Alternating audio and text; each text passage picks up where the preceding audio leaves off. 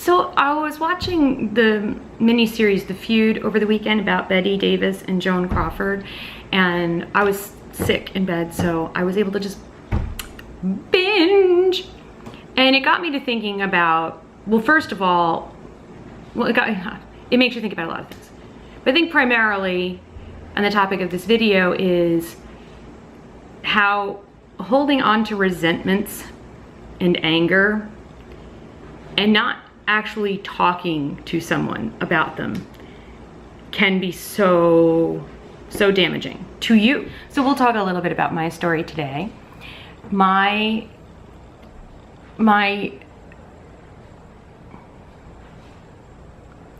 parents got separated and then eventually divorced when I was an infant. I was the third of 3 children. I was the only girl.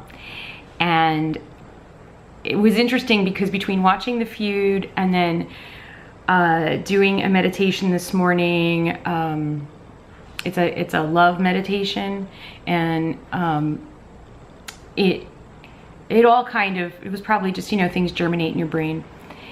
And I was, so for years, and luckily we were able to talk about it before he died, but for years I had a lot of resentment towards my dad. I had a lot of resentment towards both of my parents because I felt,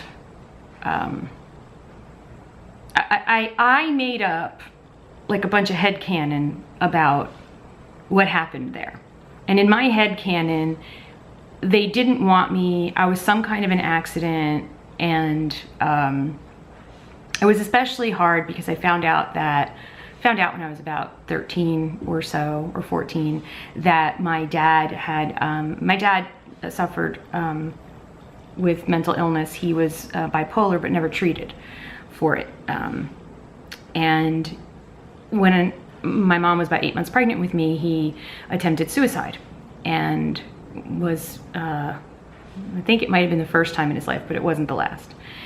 And, but that is not how he died ultimately. He ultimately came to a place where he was, he decided to continue his story. And then God was like, okay, the story's over now. Now I've decided, you're 52, you're gone.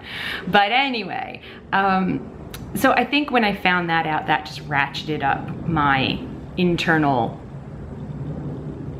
just anger, frustration, resentment, that like, you people brought me into this world and you didn't want me. And then, you know, my mom had to go back to work and I was an infant. So I went to live, we lived in a 2-family house, and my grandparents took care of me all the time. So in my little headcanon, this all turned into a story about an unwanted child who was then just shunted upon her grandparents, who loved her dearly, who had a father that had to see her because he wanted to see his 2 boys, but didn't really want to do anything with me. And it was very hard. And I carried this around until I was 19. And when I was 19, I kind of just like blew up at my dad in this really long letter, and just spilled, you know, all my headcanons and like all my anger about it. And he drove up to our house and we sat in the car and we talked and we fought and we yelled.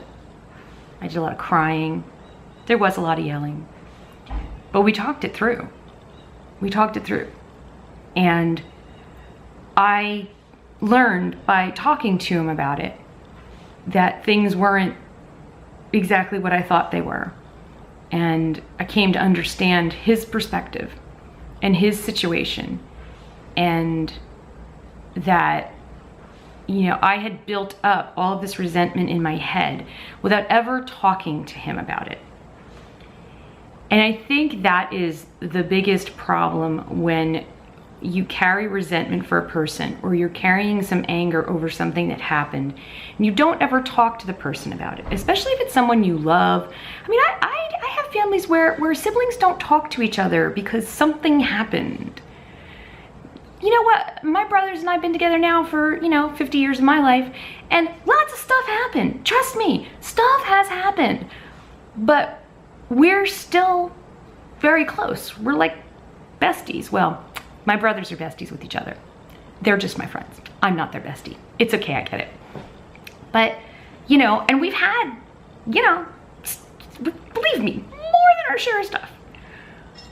But we've either fought it out or talked it out. But we've communicated. What's so deadly is to carry resentment and anger in your heart and in your body and to not express it in some way to the person, and hopefully in a constructive way, and hopefully they can hear it in a constructive way. If you think that they're not going to be able to listen to you, do what I did. Write them a letter. And you're actually less insane in a letter, because sometimes when you start talking about this stuff, the emotion really, you know, and then all of a sudden you're babbling and you're not making sense, and then it just gets all ugly. So sometimes writing a letter, you know, start out maybe by journaling it, like really digging deep into, and that's what, you know, that's what I was doing when I was 19. I was really like kind of digging into like why was I so angry at him? And then, you know, and I was like, this is why I'm so angry at you. And this is why we always knock heads, and this is why I always push back against you, and it's because you didn't want me. You know, I'm just something you got stuck with because you have 2 other kids with my mom and you had to see them, and you know, I mean, it was just, you know, and I'm like, you so didn't want me that you're like, you know what, I don't want another kid. I'm just gonna kill myself so I don't have to deal with this. Like, that was like the stupidity going on in my head. And so, you know, write it down, maybe write yourself a script, and talk to them. If the person is no longer here on, you know, on earth here with us, one thing you can do is to sit, you can either sit across from an empty chair, you can put a stuffed animal in the chair if it helps you to have a focal point, and just talk to the empty chair and share with the empty chair what your frustration and resentment and anger is based on. You will actually get comfort from doing that. It sounds crazy. I've done that too. Talking to the empty chair works. And writing letters works, and journaling about it works. But the best thing is, if you can, once you get yourself sort of in a calm place, then tell that person that you would like to talk to them, and, you know, have a nice place where you could be alone and talk it out. You might end up yelling, but the important thing is to try to be present, and kind of when you feel yourself starting to yell and you feel it going into a not constructive place, to try to pull it back and be like, wait, the point of this, you can even start the conversation with the person with, the point of us being together today and talking about this is that I don't want to feel like this anymore. I'm hurting. I'm pretty sure you're hurting, and it's stupid that we're hurting because we love each other. And so we need to talk. We need to get past it. And look, this may not be easy for us, and, you know, but we need to get past this. When you love somebody, you need to get past it, because believe me, you know, you don't know what's going to happen today or tomorrow. You know, tomorrow is not promised. The next 10 seconds of my life are not promised to me. And carrying around that resentment, if I had carried that for 4 more years, my father would have died without us having ever gotten past it. And we did get past it, and it was awesome. And then our relationship from that point forward until he died was like the best relationship ever. So I highly recommend that you don't hold a grudge, that you don't keep a feud going, and that you don't carry around resentment. Just go talk it out. Write it down, talk it out, talk to an empty chair, do whatever you have to do. It's freeing, and then it lets you love. It lets you love. I mean, you were always loving, you didn't stop loving, but loving without the resentment is a lot more fun. So I hope that helps you. Thank you so much for watching, and have a great day. Bye.